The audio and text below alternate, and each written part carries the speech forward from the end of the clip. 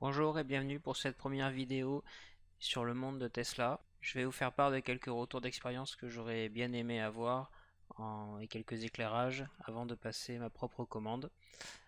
Donc nous voici sur la page de Tesla que vous devez déjà sûrement connaître. Donc vous pouvez déjà y trouver quelques informations, néanmoins il y a quelques détails et quelques astuces qui n'y figurent pas. Donc par exemple ici là sur la photo on ne se rend pas compte, mais la partie qui est en bas ici, la console, n'est pas fournie de base et n'est pas compris dans les options du Design Studio que l'on va voir, mais peut être commandé à part. Donc sur le Design Studio, par défaut on apparaît avec le plus petit modèle qui est le 70D avec en mode transmission intégrale, qui existe aussi en 90D avec une amélioration de la batterie, donc de l'autonomie et également de la vitesse. Et après en P90D qui donc est la version performance du modèle.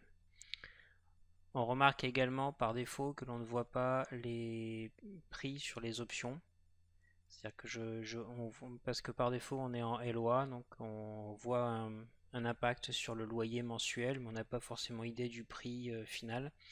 Donc une première astuce consiste à passer en mode comptant, ce qui fait réapparaître le prix de chaque option, ce qui permet de mieux évaluer le coût de prendre telle ou telle option. La 70D est la seule qui existe encore en mode propulsion. Toutes les autres sont forcément en 4 roues motrices. En ce qui concerne les options, pour commencer avec la peinture, on se rend compte que le blanc et le noir existent deux fois, ici en noir obsidien et ici en blanc nacré.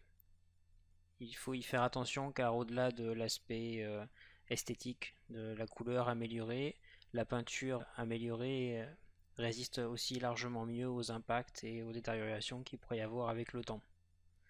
Donc essayez de privilégier si possible la version avec option car la peinture résiste bien mieux que la version de base. En ce qui concerne les toits et les jantes, au niveau des options, il faut savoir que si vous avez besoin de mettre une barre de toit, il faut impérativement prendre le toit panoramique en verre. Sinon, on ne peut pas mettre de chargement sur le toit de la voiture. Le poids maximum est de 75 kg avec la barre de toit. Ils ont récemment aussi changé les jantes par défaut qui sont plus jolies d'un point de vue esthétique. Il faut savoir aussi que la deuxième jante qu'ils appellent Cyclone améliore d'environ 2% l'autonomie. Donc ce n'est pas écrit, mais ça, au-delà de l'aspect esthétique, c'est surtout que ça améliore l'autonomie. En ce qui concerne l'intérieur, donc il y a évidemment le choix des sièges avec tissu ou cuir, les finitions pour le tableau de bord et les intérieurs, ainsi que par rapport à l'habitacle, si on prend en blanc les sièges en cuir nouvelle génération ont un coût de 2800 €, quelle que soit la couleur. Et ils améliorent aussi le confort avec les soutiens qu'on voit ici sur les côtés, alors qu'en tissu, ils sont plus légers.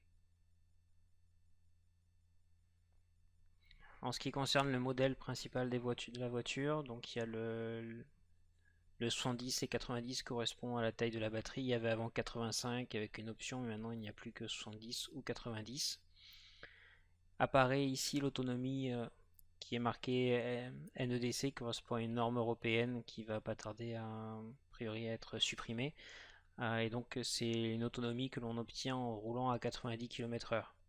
Si vous roulez plutôt sur autoroute ou même à 110 ou 120 km/h, il faudrait plutôt compter 350 à 400 km d'autonomie pour le modèle 90D. Le modèle P90D a donc la version performance. Donc ce que cela change principalement, ça va être sur la voiture, donc les freins sont peints en rouge. Ici il y a un petit aileron en carbone et on a le mode inouï par rapport à l'accélération.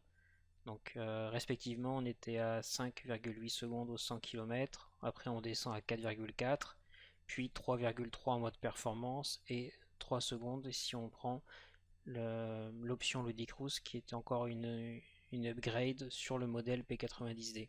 Mais au moins le P90D offre le mode Inouï, Insane en anglais, et donc 3 secondes 3 pour le 0 au 100.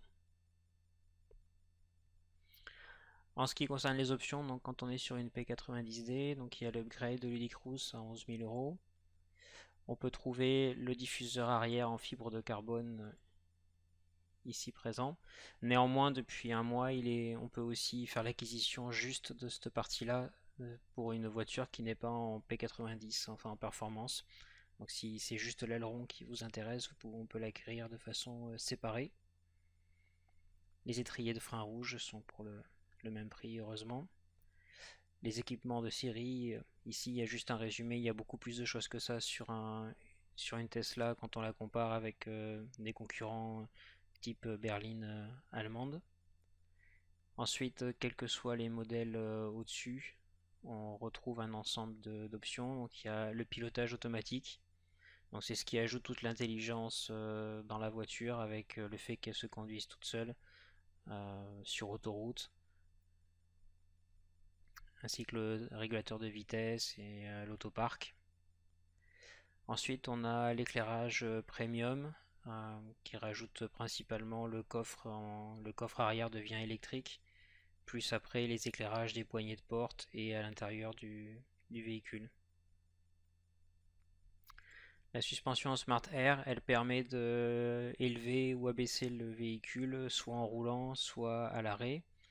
Et elle permet aussi d'améliorer le confort en roulant puisque les suspensions corrigent dynamiquement par rapport au revêtement de la route.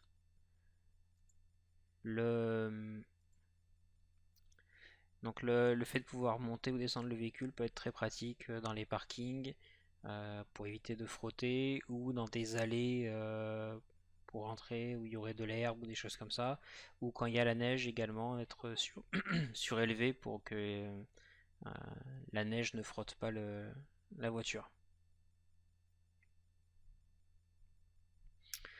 Et ensuite le son haute fidélité, donc par défaut il y a 7 haut-parleurs, donc là ça passe à 12 et ils sont néodymes pour améliorer la qualité sonore avec un caisson de basse à l'arrière. Pack climat glacial, donc de base la voiture a les sièges avant chauffants. Le pack glacial rajoute les sièges chauffants également à l'arrière et réglables par siège, plus le chauffage des buses et du pare-brise.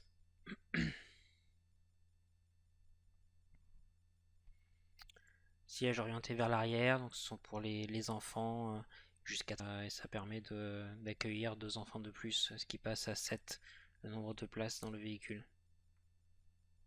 En ce qui concerne les options que l'on peut acquérir à part, donc si on est en version française, on ne voit pas le menu en haut Shop, mais on peut aller à la main ou passer en anglais ou aller à la main sur shop.teslamotors.com. Auquel cas, pour le modèle S, on peut trouver un ensemble d'items qui peuvent être acquis a posteriori. Alors, il faudra passer par le Service Center en France, car ce site-là ne livre que aux États-Unis et au Canada. Donc, on retrouve le spoiler arrière en carbone que l'on peut acquérir à part, sans avoir eu au départ un modèle performance. On retrouve l'upgrade pour l'autopilote qu'on peut faire a posteriori. Et on retrouve la console que l'on a vue en photo tout à l'heure sur le site. Ce qui se passe, c'est que contrairement à une voiture thermique, il n'y a pas de besoin au milieu d'avoir la transmission qui passe, ce qui fait que par défaut c'est vide et ça peut un peu surprendre par rapport aux habitudes. Et donc il y a un grand espace de rangement, mais qui est juste laissé comme ça avec un espace vide, sans casier, sans séparation. Donc en rajoutant cette option là, on peut acheter la console qui est ici et donc qui fait une séparation plus franche entre les deux sièges avant et qui permet également de ranger son téléphone pour mettre en charge directement. On choisit entre micro USB et iPhone, donc ça permet de ranger son téléphone sans qu'il se balade dans l'espace par défaut.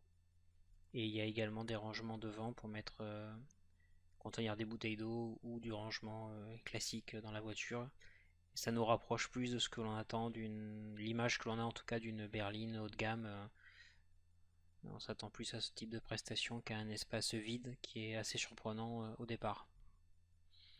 Également sur le site on peut faire l'acquisition du CHAdeMO, donc qui est par défaut la voiture est livrée avec un chargeur mobile pour se brancher sur des prises EDF traditionnelles ou chargeur bleu. Néanmoins on trouve beaucoup de bornes qui prennent du CHAdeMO pour recharger la voiture en accéléré, donc il faut à ce moment-là un adaptateur. Donc l'adaptateur est ici et on retrouve également des protections pour le coffre avant et le coffre arrière qui permettent de transporter des choses sans salir l'intérieur du véhicule.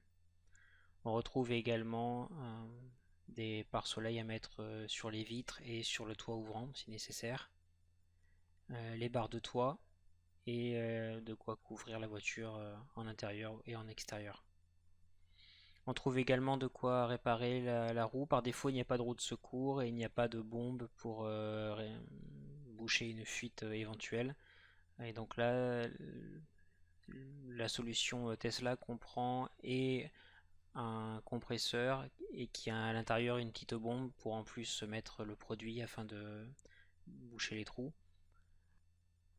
Donc pour finir sur ces tips and tricks, par rapport à la date de livraison, ici indiqué. En effet, dans mon expérience, en ayant commandé fin janvier, je vais être livré fin mars. Donc les délais sont à peu près respectés. Réellement, ce qui est la suite quand vous passez commande, c'est qu'il faut faire suivant et il faut déposer un acompte de 2000 euros, quelle que soit la configuration du véhicule, qui est un acompte. Et après, vous pouvez faire un LOA ou payer paiement comptant ou un LDD. Et à la fin, ils vous rendront les 2000 euros quand vous paierez la totalité de la voiture. Voilà, j'espère que ces informations vous auront été utiles. À bientôt.